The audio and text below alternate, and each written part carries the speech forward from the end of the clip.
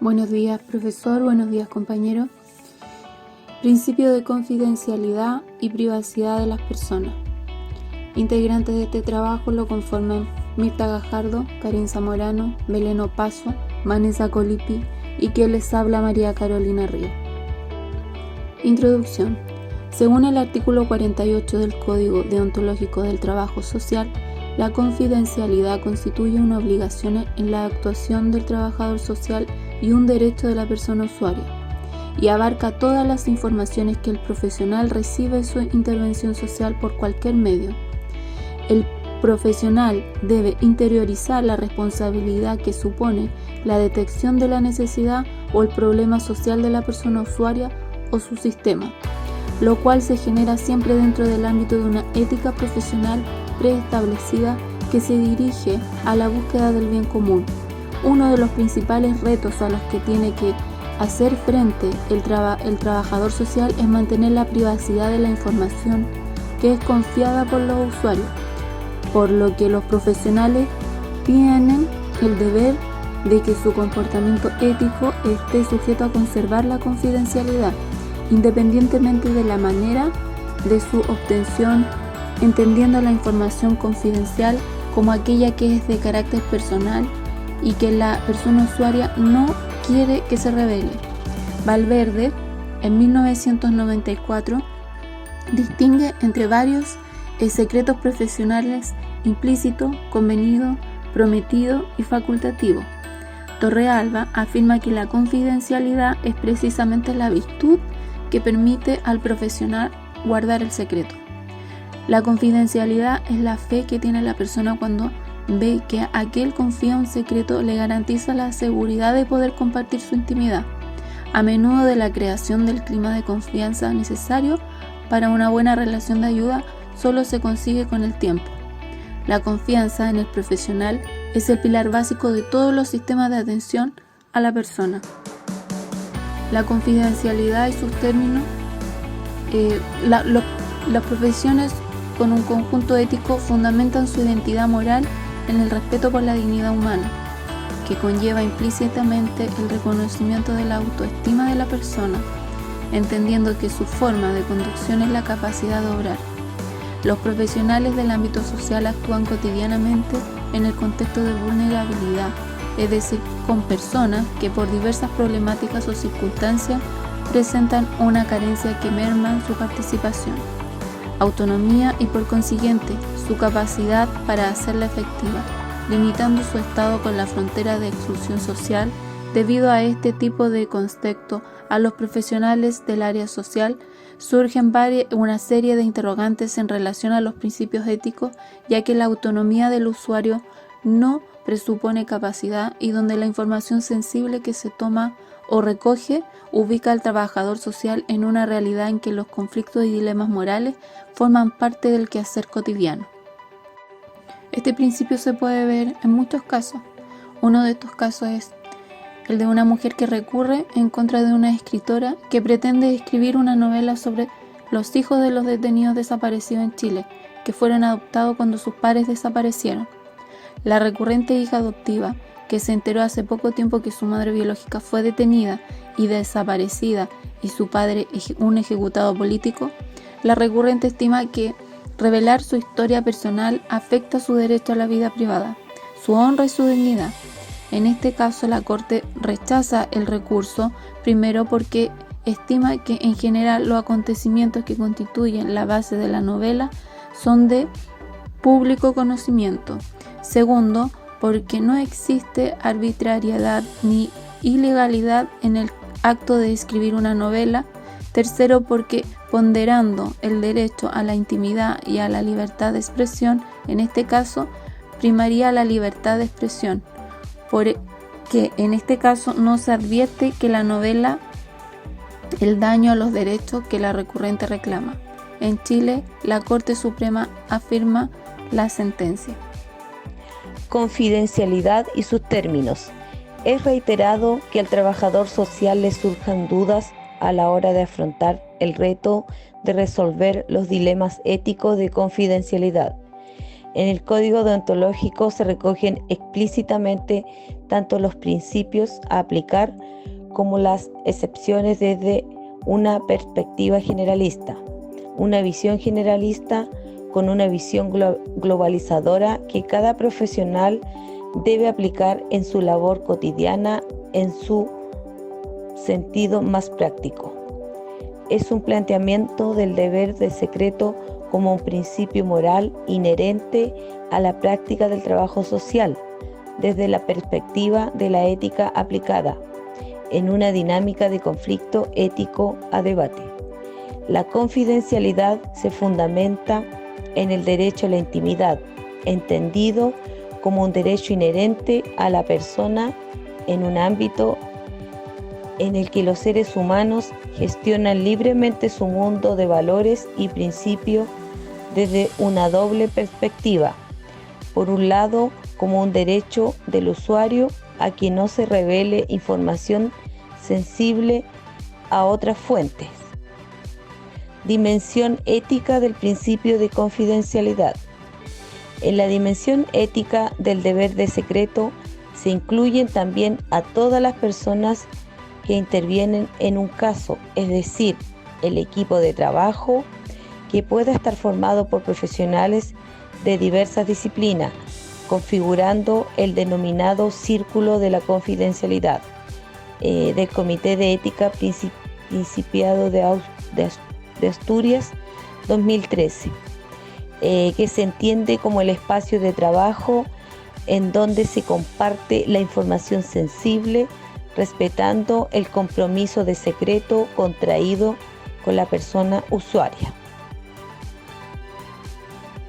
En los derechos internacionales de los derechos humanos en Federación de la Intimidad y Confidencialidad, los derechos a la intimidad y confidencialidad en el artículo 12 indica que nadie será objeto de injerencias arbitrarias en su domicilio o su correspondencia dentro de personas que tienen derecho a la protección de la ley contra ataques.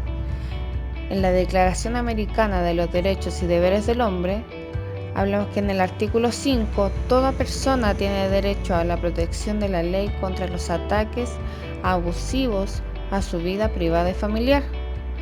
Dentro del Pacto Internacional de los Derechos Civiles y Políticos, en el artículo 12, indica que nadie será objeto de injerencias arbitrarias o ilegales en su vida privada, su familia, su domicilio. Toda persona tiene un derecho a la protección de la ley contra esas injerencias o esos ataques.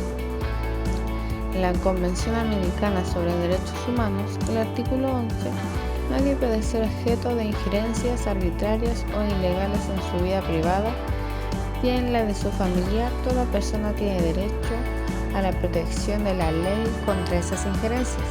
Y en la Convención Europea de Derechos Humanos nos indica el artículo 8 que toda persona tiene derecho al respeto de su vida privada y familiar, de su domicilio y correspondencia. No podrá haber injerencias de la autoridad pública en el ejercicio de ese derecho, salvo cuando esta injerencia esté previa por la ley. Continuando con el respeto a la dignidad de las personas, el respeto a la dignidad de las personas es fundamental.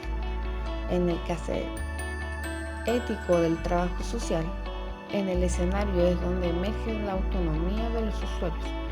Como principio ético englobado, conceptos fundamentales como la autonomía decisoria, entendida como la capacidad de decir de la persona, disponer y entender de la información entregada, tener la voluntad para llevar a cabo una iniciativa prevista. El poder es la capacidad de realizarlo de manera autónoma. Esta forma de autonomía es entendida como la capacidad del usuario para controlar y decidir sobre su información personal, superando concepciones tradicionales en las que la información tiene un valor solo de forma instrumental y de forma funcional, en la relación con la capacidad de realizar o ejecutar decisiones ya tomadas. Dentro de un caso, en la recolección de información, recordemos que esta dimensión consiste en la capacitación de información y comprende dos categorías: vigilancia e interrogación. En la vigilancia, conforme a esta categoría, la privacidad se ve afectada en Chile. Se han producido varios casos que podrían o corresponden a este tipo de categorías y se pueden separar en dos grupos: en vigilancia mediante cámaras de televisión u otro tipo de vigilancia. Por ejemplo, tratándose de cámaras de televisión instaladas en buses, los recurrentes son microbuseros que accionan contra la inspección del trabajo por haberles cursado multas por diversos conceptos, entre ellos por la instalación de referidas cámaras. La inspección del trabajo sostiene que dichas cámaras vulneran el derecho a la integridad y la honra del trabajador. La jurisprudencia en esta materia a nivel de las Cortes de Apelaciones no es uniforme. A veces se protege a los trabajadores y a veces no. Sin embargo, la Corte Suprema validó el uso de las cámaras como una medida de seguridad y de control de la actividad de los choferes. Confidencialidad y el sistema judicial. En este escenario, el Código Deontológico, la Guía del Trabajador Social, recoge como una de las excepciones el deber de la confidencialidad, donde la información, su requerimiento por mandato legal u órgano judicial se tiene que tener en cuenta, ya que la confidencialidad está como una de las excepciones aquí. En estos casos, el tratamiento de la información confidencial cedida por el trabajador social al juzgado donde se tiene que plantear. Requerir también garantías al órgano judicial correspondiente para restringir el acceso al sumario por terceras personas. Proponer al juez medidas para limitar el revelar alguna información especialmente sensible. Aquí, como trabajador social, tenemos que tener en cuenta que es un derecho para el usuario, el derecho a la intimidad. Y por último, si el profesional es citado a declarar oralmente una información confidencial, si no está autorizada por parte del usuario, aquí se tiene que informar al juez de lo sucedido y el juez va a ser quien va a determinar si se puede revelar dicha información o no se puede. Por ejemplo, en este caso se limita el deber ético-moral del trabajador social, donde guarda silencio en relación a la información sensible de manera asistencial. Las dimensiones de la confidencialidad en la práctica cotidiana. La confidencialidad tiene como una dimensión moral global, ya que el profesional tiene deberes de cara a la persona. También hay que tener en cuenta que los valores personales que tenemos que nos va a dirigir en nuestro comportamiento como trabajador social. El código también deontológico se entiende como el deber secreto desde una perspectiva integral y duradera en el tiempo, determinando también que el poder de decisión sobre la información confidencial y personal corresponde a una persona con base de un principio y autodeterminación. En este contexto, la confidencialidad se va a clasificar en dos ámbitos: la relacional, que tiene que ver con la confidencialidad como principio ético entre una relación entre usuario y profesional. La institucional tiene como confidencialidad desde una perspectiva institucional burocrática. Aquí en este caso serían las entidades que prestan una custodia y garantizan este principio. La confidencialidad en el ámbito relacional. El trabajador social, el compromiso ético con los usuarios es un valor añadido al compromiso con la promoción de la justicia. Claramente anteriormente mencioné que los valores como personas que tenemos es que nos va a dirigir como profesionales a futuro. En relación asistencial, la confianza que el usuario deposita en el profesional permite analizar la importancia del manejo.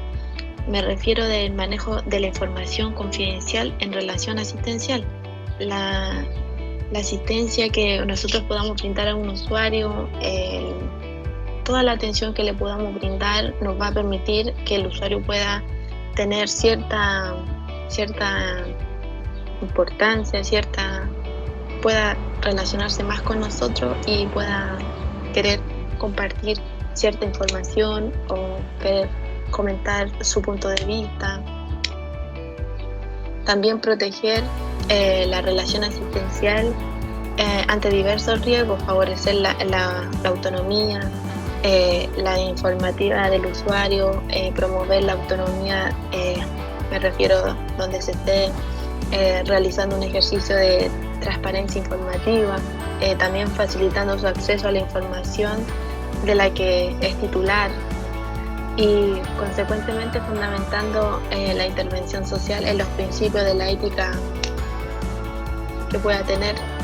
Aquí claramente se tiene que tener en cuenta, como mencioné anteriormente, que tenemos que tener un cierto respeto hacia el usuario, los valores que le podamos brindar en nuestra intervención a cada usuario, yo creo que sería de gran ayuda, y donde ellos puedan ver la atención que uno le puede brindar, la ayuda que uno le quiere dar, y la intervención que uno pueda hacer hacia un usuario es muy importante, ya que nosotros hacemos cambios y de eso va a depender la vida de cada uno de los usuarios. La confidencialidad en el sistema burocrático institucional. En el sistema de servicios sociales actual confluyen tanto la legislación administrativa como los principios éticos de la profesión. Se promociona el rol del trabajador social gestor, potenciando el reducir el quehacer de necesidad, recursos por la falta de tiempo y excesiva carga de trabajo. Es habitual que el ámbito institucional ubique al trabajador social en una situación de incertidumbre moral ante las presiones y requerimientos de las personas. Las instituciones habitualmente tienen órganos con poder resolutivo para la concesión de los recursos sociales a los usuarios. En estos casos, los trabajadores sociales los que realizan las propuestas correspondientes y al mismo tiempo los encargados de seleccionar la información que hacen llegar a estos órganos. En estos casos, las recomendaciones éticas de codificar los datos personales, de restringir la información y compartir, y así recordando la confidencialidad de sus miembros. En fin, la conclusión: el manejo de la información confidencial requiere un ejercicio de autoexigencia cotidiana del trabajador social que se precisa como una pieza fundamental en este principio. Este principio es muy importante, ya que la confidencialidad está a par con su proveedor y el que le provee en sí. Es demasiado importante la confidencialidad. El trabajador social siempre debe buscar el desarrollo de los más altos valores de la conducta humana, entre otras razones, para mantener la integridad de la misma profesión. De cada trabajo social desarrolle su labor escrito a la ética y su misión vocacional humanista en un factor contribuyente para ayudar a mantener esa integridad profesional. Uno como trabajador social tiene que ser humanísticamente un factor contribuyente para ayudar a todas las integridades profesional, integrar a las personas para poder ayudarlas. El comunicar una información amparada al principio de reservas supone que el trabajador social siempre está obligado a ejercer intervenciones profesionales responsables acorde con el bien y los legítimos intereses del cliente. De lo contrario, puede acarrear figuras jurídicas típicas y sancionadas por ley o por la corporación profesional del trabajador social.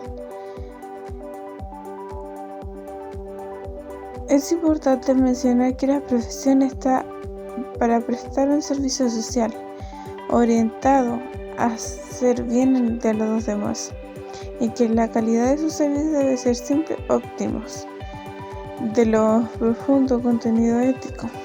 Así se convierte en una gran virtud que posee el trabajador social: derecho legítimo del cliente a confidencialidad a la información y la ponderación de sus actos.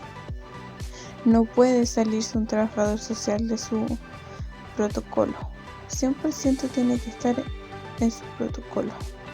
El trabajador social debe respetar el derecho del cliente a la confidencialidad. Para ello, no debe compartir la información obtenida, su gestión profesional, sin el sentimiento del cliente, excepto por la razón profesional, de peso o fuerza mayor.